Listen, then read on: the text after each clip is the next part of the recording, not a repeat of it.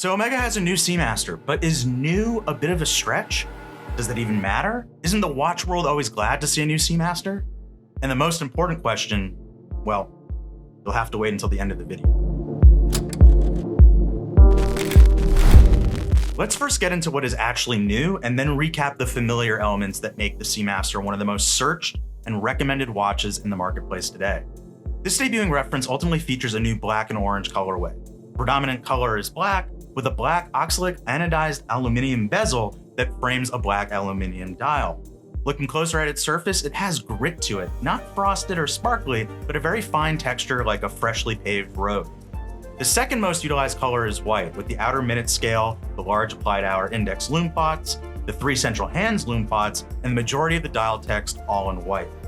The bezel's timing scale and luminous pip are also white. Where things begin to pop are with the orange accents found on the dial. The central seconds hand is fully coated in orange, the Seamaster text on the dial is orange, and the baton-shaped framing of the applied cardinal hour indexes have also been rendered in orange.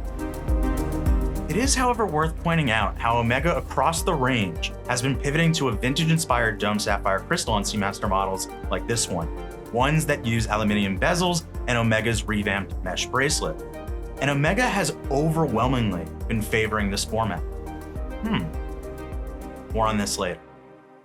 Now, normally I'm team bracelet, but I think this new Seamaster looks its most fresh, new, and personally just the best in its rubber strap configuration.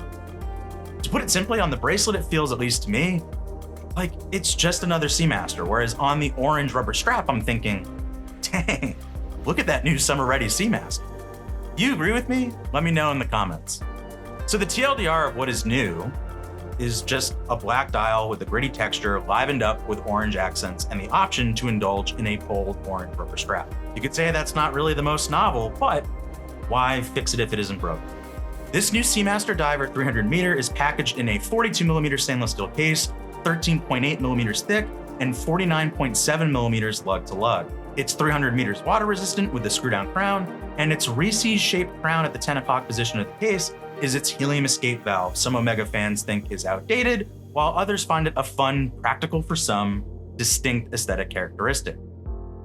Exhibited inside is the in-house automatic Metas Master Chronometer certified Calibre 8806, which boasts 55 hours of power reserve, a regulated accuracy within 0 to +5 seconds per day, anti-magnetic resistance up to 15,000 Gauss, and handsome industrial finishes like the waves and arabesque seen on the rotor and bridges. Okay, if you've made it this far, my guess is you like to talk watches. So let's geek out for a second. Looking through our website, the last Omega Seamaster Diver 300 meter to be introduced on the multi-link bracelet and with a ceramic bezel was the America's Cup edition almost a full year ago. Every release I'm aware of since then has been in this aluminum bezel, dome sapphire crystal, and mesh bracelet format. Some of you may have long been asking the question, is Omega finished with the ceramic bezeled, ceramic wave dialed Seamasters on the multi-link bracelet? I personally liked how Omega used to alternate between the aluminum bezel and ceramic bezel LED formats, and the multi-link bracelet had finally gotten a quick exchange system and on-the-fly adjustment. So the questions I leave you all with are you missing the ceramic bezel and dialed segment of Seamaster? Should Omega bring it back? Which format do you prefer between the two, aluminum or ceramic? The Seamaster was born in 1948, but perhaps the Seamaster as we know it was born in 1957 when the professional range first came out.